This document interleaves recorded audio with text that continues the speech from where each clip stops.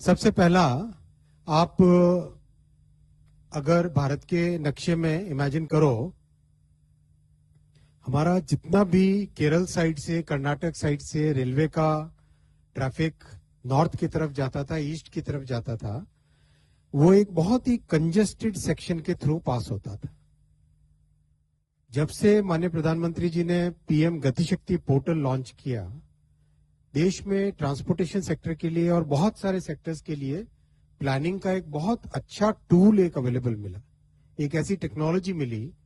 तो जब इस टेक्नोलॉजी पे, इस पीएम गति शक्ति पोर्टल पर सारे नेटवर्क को एनालाइज करते हैं हम। Shyam steel flexi strong TMT बार, ये स्ट्रॉन्ग के साथ फ्लेक्सिबल भी है। आपदा मुसीबत कोई भी आए, ये घर को अटूट बनाए। जब टीएमटी फ्लेक्सी स्ट्रॉन्ग, तो घर रहे हमेशा के लिए स्ट्रॉन्ग।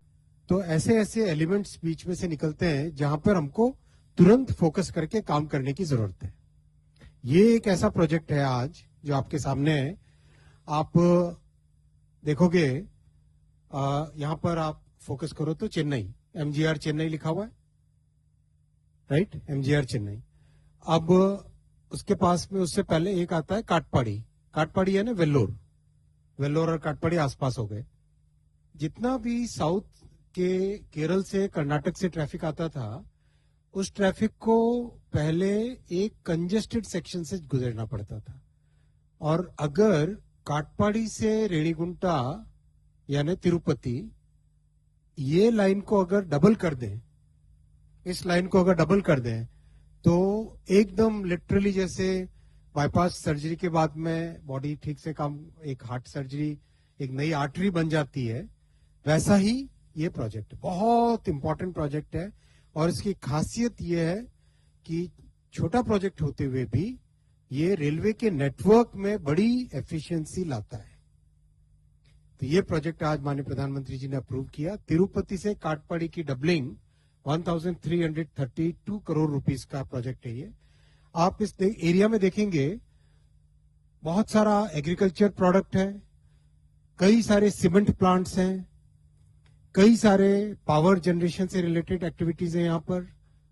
और मोस्ट इंपॉर्टेंट, तिरुपति बालाजी और कालाहस्ती भगवान शिव का मंदिर और चंद्रगिरी फोर्ट, ये तीन बहुत बड़े ऐसे हमारे देश के तीन महत्वपूर्ण स्थल है जहां पर लाखों की संख्या में लोग आते हैं। फिर वेल्लूर और तिरुपति दोनों मेडिकल और एजुकेशन के बड़े हब बने। और रायलसीमा रीजन, पूरा कंप्लीट रायलसीमा रीजन, इस पूरे क्षेत्र में इस प्रोजेक्ट से बेनिफिट मिलेगा। Electronics manufacturing, cement manufacturing, steel industries, इन सब का बेनिफिट मिलेगा। दो डिस्ट्रिक्ट्स, आंध्रा की चित्तूर और तिरुपति, और तमिलनाडु में वेल्लूर, इन तीन डिस्ट्रिक्ट्स को डायरेक्ट इस प्रोजेक्ट का बेनिफिट मिलेगा। प्रोजेक्ट में 17 मेजर ब्रिजेस हैं और 327 माइनर ब्रिजेस हैं। 7 फ्लाईओवर्स हैं, 30 अंडरपासेस हैं और 104 किलोमीटर की रूट लेंथ है। काफी सारा इस डबलिंग से बहुत सारा जो रोड पे जा रहा था ट्रैफिक, वो ट्रेन की, रेल की तरफ शिफ्ट होएगा। और शिफ्टिंग से करीब 20 crore kilogram carbon dioxide save करेंगे, जिससे करीब करीब 1 करोड़ पेड़ लगाने के बराबर ये कार्बन डाइऑक्साइड का सेविंग है। 1 करोड़ ट्रीज लगाने के बराबर ये कार्बन डाइऑक्साइड की सेविंग है। 4 करोड़ लीटर डीजल इससे बचेगा। और ट्रांसपोर्टेशन के मॉडल शिफ्ट से 450 करोड़ के आसपास साल के एवरी ईयर आफ्टर ईयर देश की लॉजिस्टिक्स कॉस्ट में कमी आएगी। ये स्टाइल का मामला है। रूपा फ्रंटलाइन।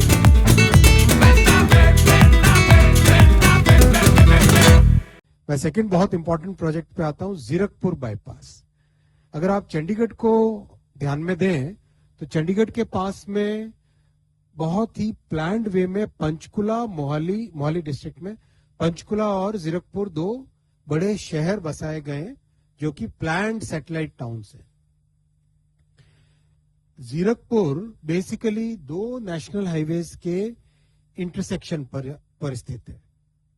इन दोनों सेक्शंस के इन दोनों हाईवेज के इंटरसेक्शन पे होने के कारण जीरकपुर के अंदर से ट्रैफिक का हमेशा एक चैलेंज रहता है, ट्रैफिक कंजेशन रहता है। तो पूरे चंडीगढ़, जीरकपुर, पंचकुला को लेके एक रिंग रोड जैसा कॉन्सेप्ट बना है। उसका ये पहला प्रोजेक्ट है जो कि 6 लेन जीरकपुर बाईपास प्रोजेक्ट है। 1878 करोड़ रुपीस का है, करीब 19 किलोमीटर्स का है, 19.2 किलोमीटर्स, और इसको पीपीपी में हाइब्रिड एन्युइटी मोड पे बनाया जाएगा। इस प्रोजेक्ट का एक और बेनिफिट मिलेगा, हिमाचल का जो ट्रैफिक है उस ट्रैफिक को इमीडिएटली ये प्रोजेक्ट माने शहर के अंदर जाने के बजाय बाईपास से ही आप हिमाचल की तरफ जा सकते हो। बहुत ही इंपॉर्टेंट प्रोजेक्ट है।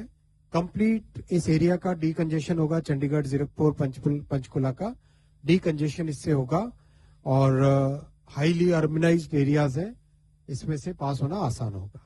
थर्ड, एक बहुत इंपॉर्टेंट आज फैसला लिया गया। आप जानते हैं कि सीरीज ऑफ डिसीजंस लिए गए हैं प्रधानमंत्री मोदी जी की इस हिस्टोरिक थर्ड टर्म में, जिसमें किसानों की जिंदगी में, किसानों के खेती करने के तरीके में एक मूल चूल, एक मेजर परिवर्तन आए, ट्रांसफॉर्मेशन आए। उसमें आज एक बहुत इंपॉर्टेंट स्कीम जो कि सब स्कीम है, पीएम कृषि सिंचाई योजना का सब स्कीम है, वो अप्रूव की गई है, और ये पायलट प्रोजेक्ट्स हैं। इसमें आपने देखा होगा कि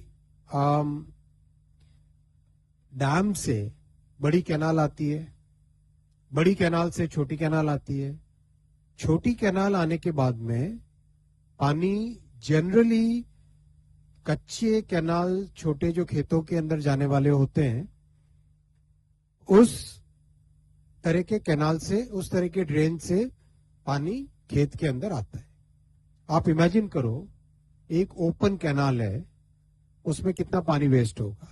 पानी जमीन में भी रिसेगा, इवेपोरेशन भी होगा, एक मेजर इनएफिशिएंटली यूज करने वाला एक मेथड उस तरह से बनता है।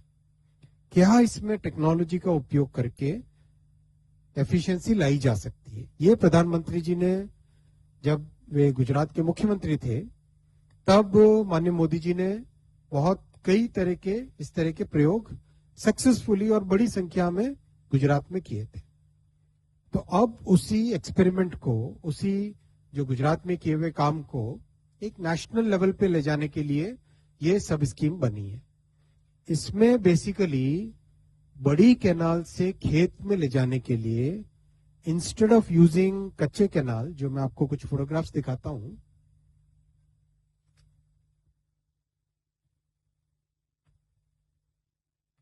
आप अगर देखोगे, ये कच्ची कैनाल है, राइट? ये इस तरह की कच्ची कैनाल हम एक रूटीनली जो बनते हैं हमारे देश में, बड़ी कैनाल से छोटी कैनाल, छोटी कैनाल से फिर कच्चे कैनाल के अंदर लेके जाते हैं पानी को खेत के अंदर। अब उस कच्ची कैनाल से जो लॉस होता है पानी का, उस लॉस को प्रिवेंट करने के लिए बहुत ही एक अच्छा कॉन्सेप्ट लाए, और इसके अच्छे पायलट प्रोजेक्ट्स हुए हैं।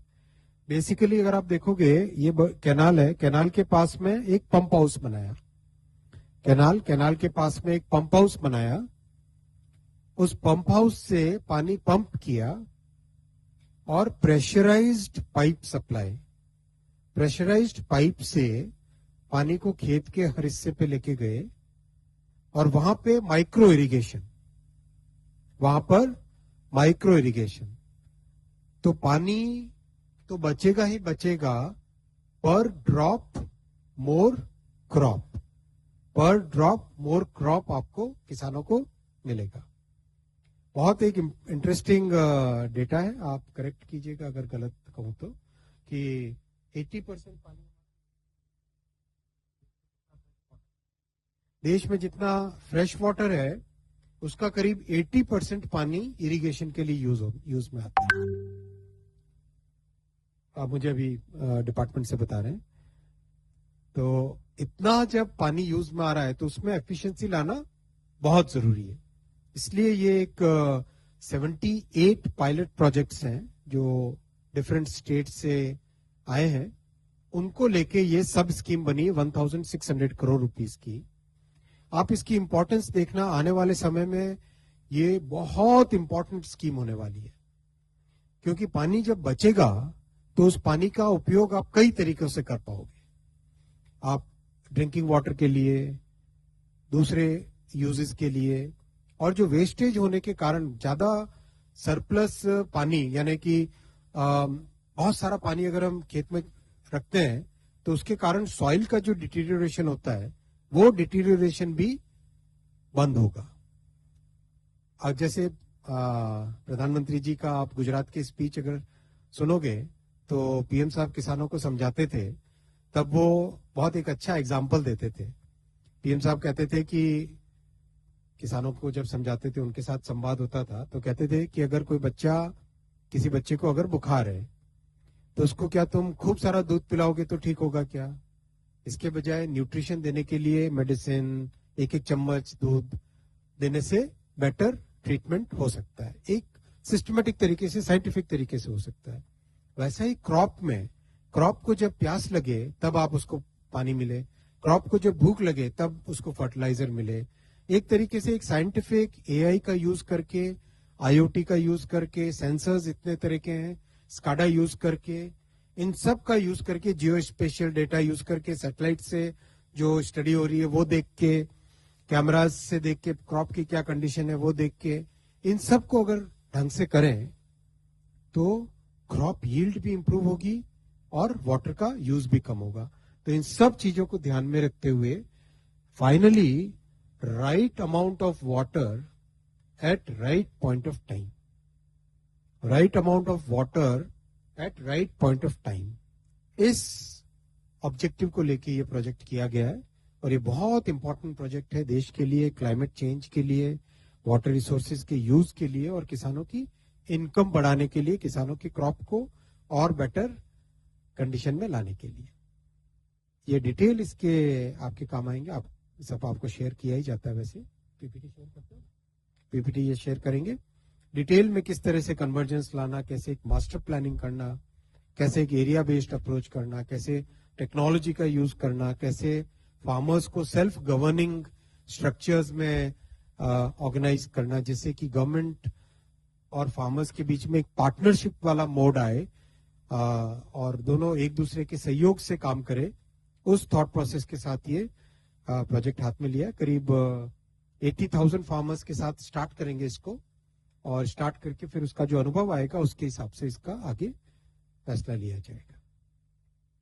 ये एक पैराडाइम शिफ्ट है, बहुत बड़ा चेंज है ये फंडामेंटल शिफ्ट है। अगर आप देखो आज भी किसानों में जनरली कंप्लीट खेत को पानी से भरने तक वाला जो मेथड है, उस मेथड के कंपैरिजन में this is a totally new way of working.